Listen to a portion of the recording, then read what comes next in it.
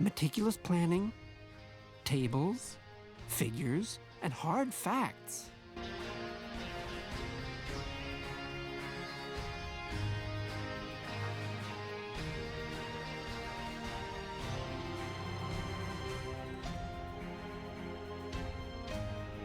I did an evaluation of the contenders, and I am the best choice.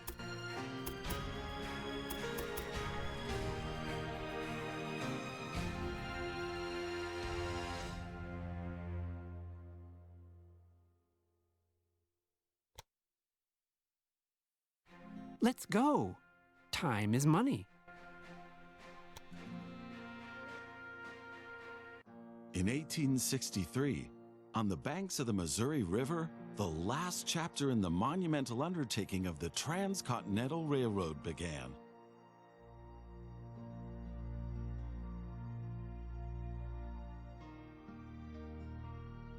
The workers of the Union Pacific Railroad began laying their tracks westward from Omaha through the wild heart of the North American continent. Massive challenges awaited them. Away from all civilization, the country was vast, the weather ruthless, and the challenges tremendously energy-sapping. But there was a masterstroke of modern engineering to be accomplished. To tame the wilderness and to conquer it with steel, fire, and steam. Never before had anything like this been ventured, but the time was ripe. Greetings. My name is Thomas Clark Durand. Exactly, the head of Union Pacific. We will go down in history as the ones who created the Transcontinental Railroad. And that, my friend, is your job as chief engineer. I can't supervise everything here on site right now, as I have to meet with some politicians in Washington. First, you should familiarize yourself with the basic controls. Move the camera in all directions. Now test the camera's zoom function. You can also rotate the camera. Give it a try. Very good. Now you know the basic controls. Your first task is to create a rail connection between Omaha and Norfolk to the northwest. Both cities will need a station for this. You already have a station in Omaha, but you still need to build one in Norfolk. To do this, switch to building construction mode.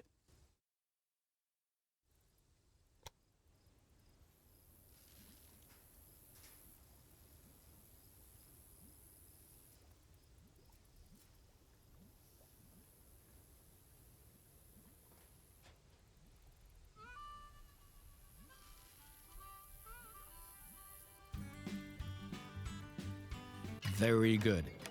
Now the two stations need to be connected with tracks. To do this, switch to track construction mode. Now plan the tracks between the stations in Norfolk and Omaha. To do this, select the two station tracks one after the other. Then pay for your track planning.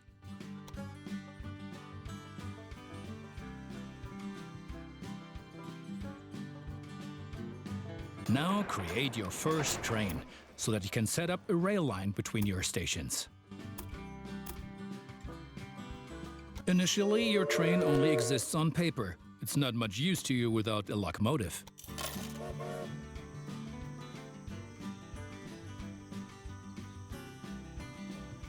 Additionally, each train needs a rail line that passes through all the stations it should stop at.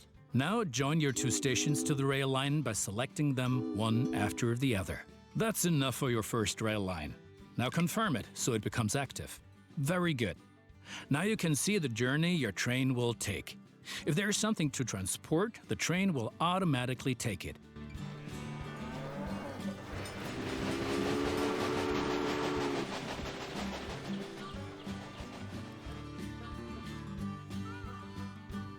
However, as each locomotive needs water, sand, and lubricant on its journey, you have to place a supply tower along the route.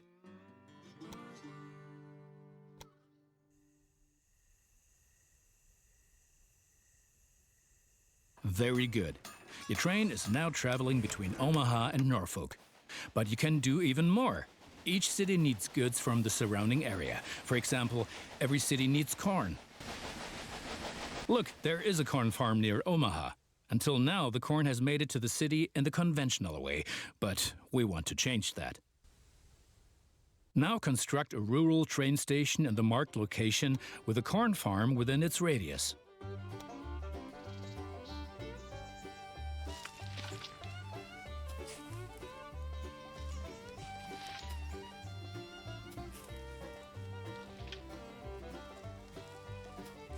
Now connect the new rural train station to the station in Omaha.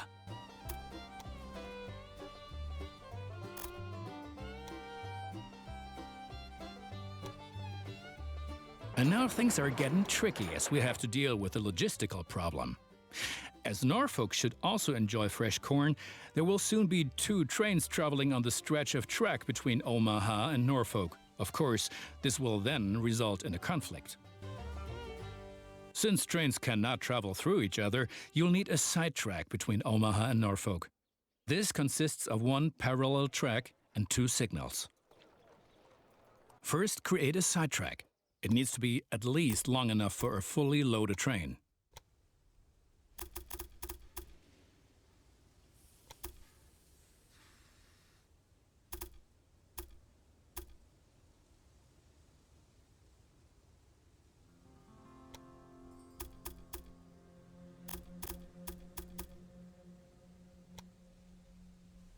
Excellent. However, your trains won't necessarily use the sidetrack, as they generally always take the shortest route. For this reason, you'll also have to specify the direction of travel on each parallel track.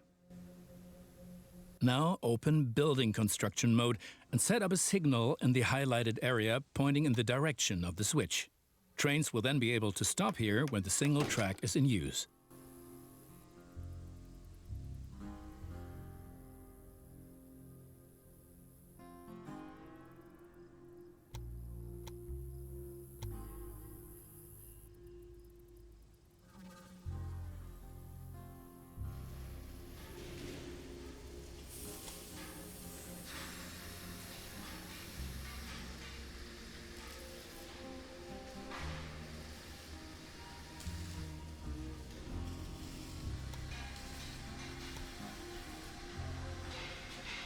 Now make sure that the track can only be traveled in one direction.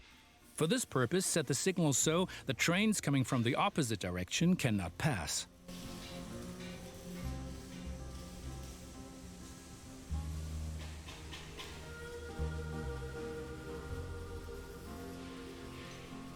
Excellent.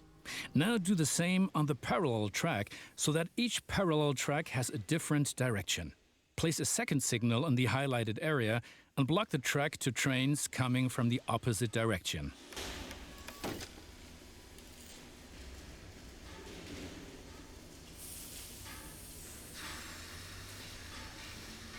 Very good. I'm sure that it wasn't at all easy. You will soon come to realize that signals are an important aid in guaranteeing smooth rail operations. You will find more information and tips under Hints and Tips.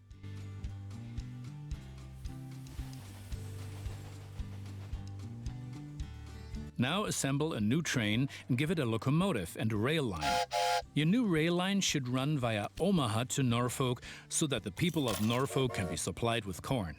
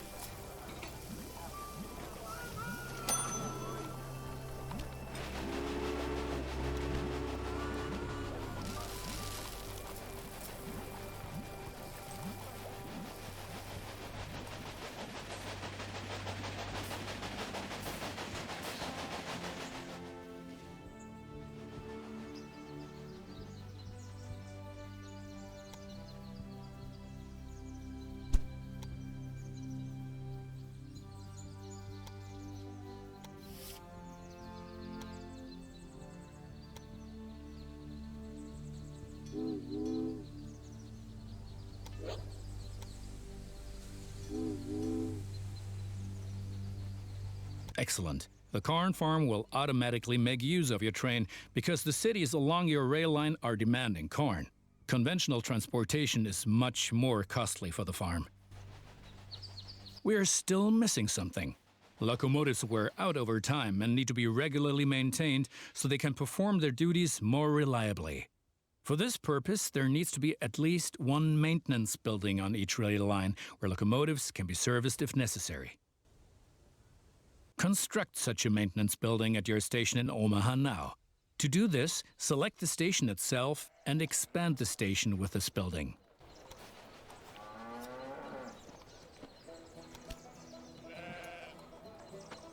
Right, we've been lollygagging for long enough. I need to return to Washington for further miserable negotiations with our representatives of the people. I've written a task list for you. Take a look at it and complete the tasks within the given time period. Do not disappoint me.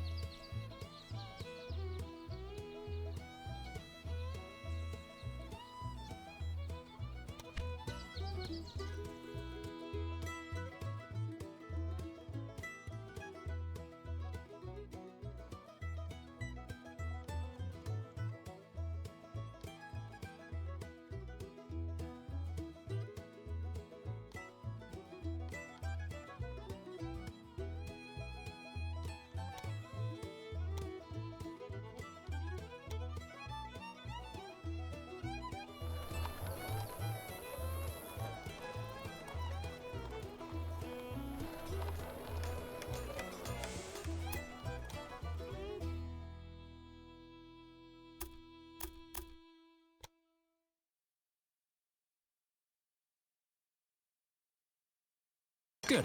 That's finished. You're making progress.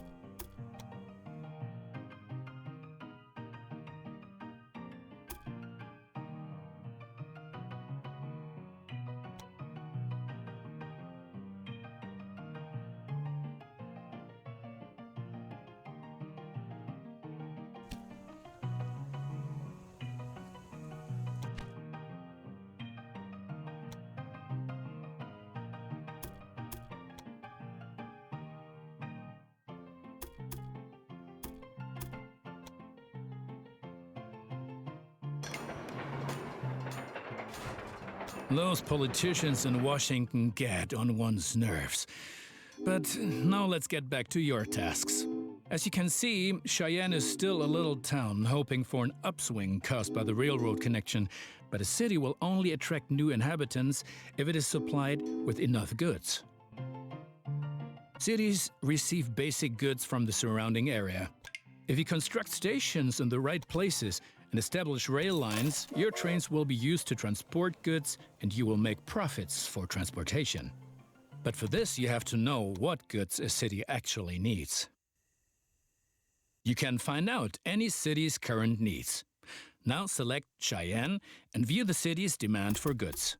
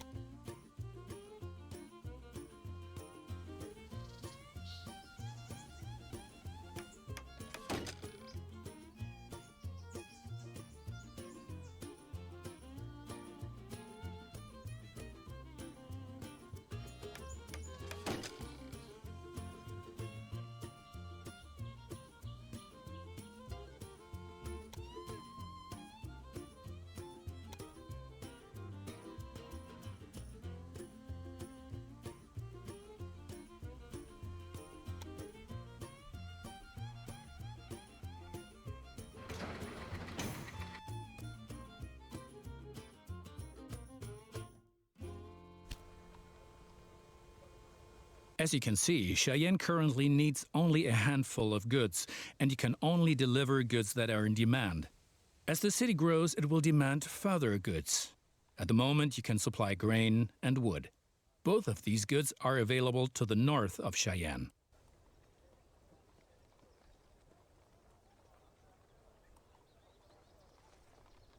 Connect Cheyenne to a timber business and a wheat farm, and establish a new rail line that connects them both to Cheyenne.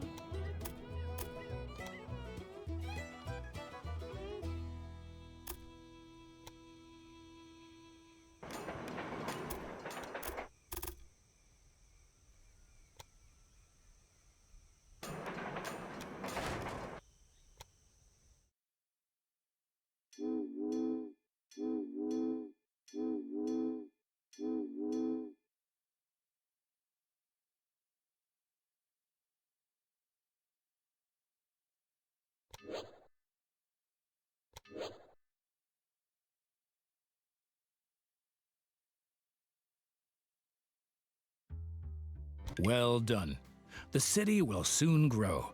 You can see how well it is being supplied at any time in the city dialogue. Basically, a city will grow once its demands are sufficiently met. I think you have learned enough. Complete the rest of your tasks.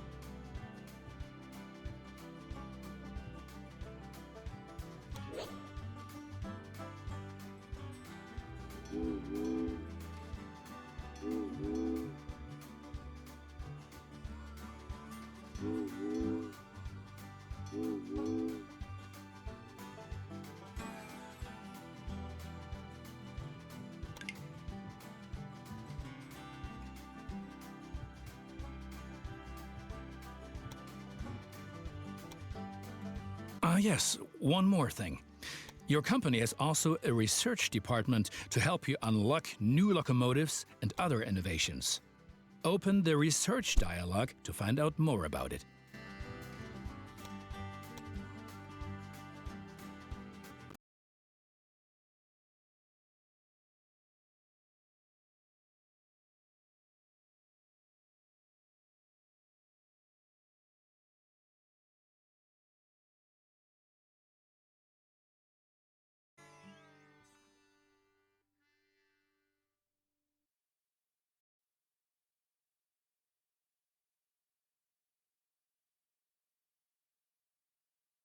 Acquire innovation points, which you get automatically each month. My opponents say I'm lining my own pot I'm making. I can invest much.